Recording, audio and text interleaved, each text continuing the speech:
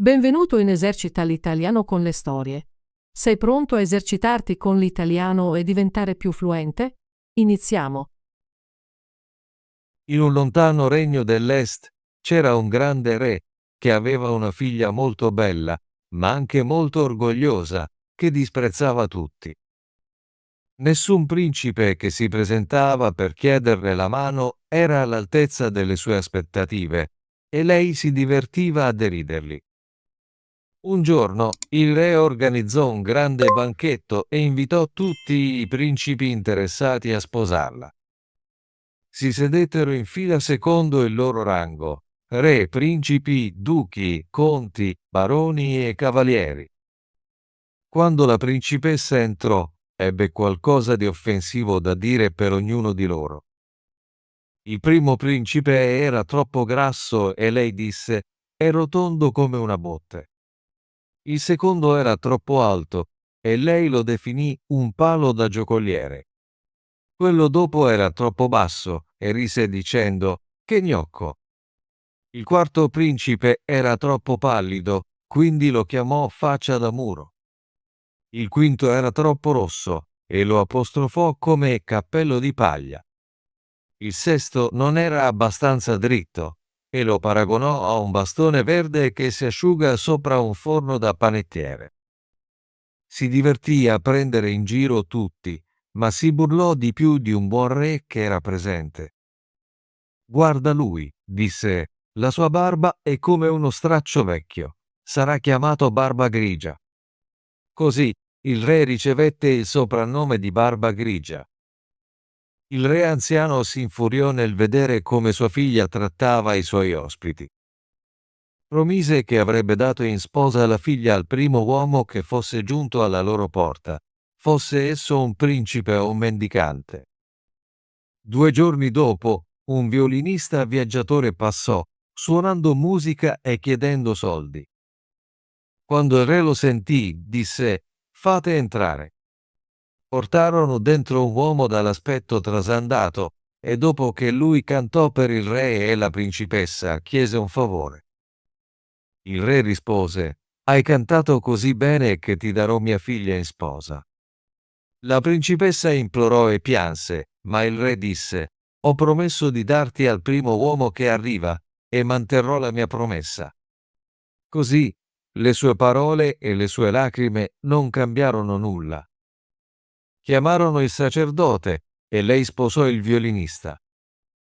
Dopo il matrimonio, il re disse: ora preparati a partire, devi viaggiare con tuo marito.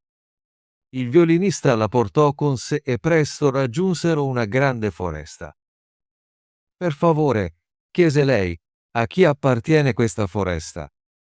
Appartiene al re Barba Grigia, rispose lui. Se lo avessi sposato, tutto questo sarebbe stato tuo. Oh, quanto sono sfortunata! Sospirò lei. Vorrei aver sposato il re Barba Grigia. Poi arrivarono a bellissimi prati. A chi appartengono questi splendidi prati verdi? Chiese. Appartengono al re Barba Grigia.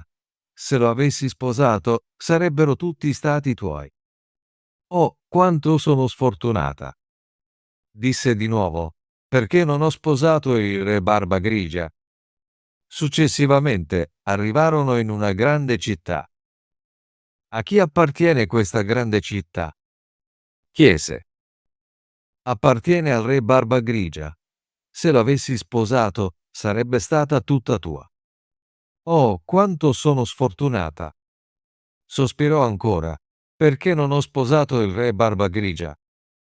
Non è un mio problema, disse il violinista. Perché vuoi un altro marito? Non sono io abbastanza buono per te? Infine arrivarono a una piccola casetta. Che posto squallido, disse.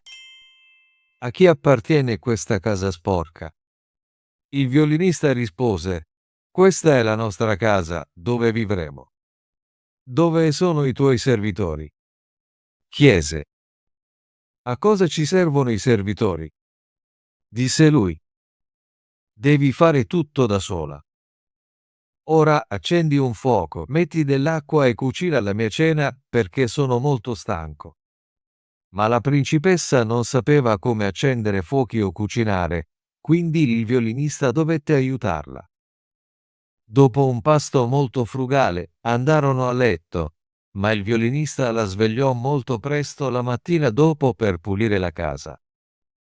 Vissero in questo modo per 2 giorni, e quando ebbero mangiato tutto il cibo nella casetta, il violinista disse: «Sposa, non possiamo continuare a vivere così, spendendo soldi senza guadagnarne. Devi imparare a intrecciare cesti». Andò fuori, tagliò alcuni rami di salice e li portò a casa per farli intrecciare a lei. Ma le fece molto male alle dita. «Questo lavoro non è per te», disse. «Prova a filare invece, magari riesci meglio». Così lei provò a filare, ma i filati le ferirono le dita fino a farle sanguinare. «Guarda», disse il violinista, «non riesci a fare nulla. Che brutto affare che ho fatto. Proverò a iniziare un'attività vendendo pentole e padelle, e tu potrai venderle al mercato». «Oh no!» esclamò lei. «Se qualcuno della corte di mio padre mi vede vendere al mercato, riderà di me». Ma suo marito non si preoccupò e disse che doveva lavorare se non voleva morire di fame. All'inizio l'attività andò bene perché molte persone venivano a comprare da una donna così bella e pagavano senza prendere la merce. Vissero di questo finché durò. Poi suo marito comprò più merce e lei allestì il suo banco al mercato. Ma presto un soldato ubriaco passò, entrò con il suo cavallo nel suo banco e ruppe tutte le sue cose in 1000 pezzi. Lei cominciò a piangere e non sapeva cosa fare. «Cosa mi succederà?» disse. «Cosa dirà mio marito?» Si affrettò a tornare a casa e gli raccontò tutto. «Chi avrebbe mai pensato che saresti stata così sciocca», disse lui, «da mettere un banco con fragile ceramica in un angolo affollato del mercato? Ma smettila di piangere. Non sei brava in questo lavoro, quindi sono andato al palazzo del re e ho chiesto se avevano bisogno di una cuoca e hanno detto che ti avrebbero presa. Lì avrai molto da mangiare». Così la principessa divenne una cuoca e svolse tutto il lavoro sporco per il cuoco, ma le era permesso portare a casa un po' di cibo avanzato, e così vivevano. Non era passata molto tempo prima che sentisse che il figlio maggiore del re stava passando per sposarsi. Andò a una delle finestre e guardò fuori. Tutto era pronto e tutti i colori vivaci della corte erano in mostra. Si sentì molto triste per il suo orgoglio e la sua stoltezza che l'avevano portata così in basso. I servitori le diedero un po' di cibo prelibato, che lei mise nel suo cesto da portare a casa. Improvvisamente, mentre stava uscendo, entrò il figlio del re in abiti dorati. Quando la vide, una donna così bella, le prese la mano e le disse di ballare con lui. Ma lei era spaventata perché si rese conto che era il re Barba Grigia che la stava prendendo in giro. Tuttavia, lui la strinse forte e la condusse dentro, e mentre ballavano il coperchio del suo cesto cadde, rovesciando il cibo ovunque. Tutti risero e la presero in giro, e lei si sentì così imbarazzata che desiderò poter scomparire. Corse verso la porta per scappare, ma il re Barba Grigia la raggiunse e la riportò indietro, dicendo: «Non avere paura. Sono il violinista che ha vissuto con te nella capanna. Ti ho portata lì perché ti amavo davvero. Sono anche il soldato che ha rovesciato il tuo banco. Ho fatto tutto questo per insegnarti una lezione sul tuo orgoglio e su come mi hai trattato. Ora che hai imparato la lezione, è tempo del nostro banchetto nuziale». Poi i camerieri arrivarono e le portarono i vestiti più belli. Suo padre e tutta la sua corte erano già lì, accogliendola per il matrimonio. La gioia riempì ogni volto e ogni cuore. Il banchetto fu straordinario. Ballarono e cantarono, e tutti furono felici.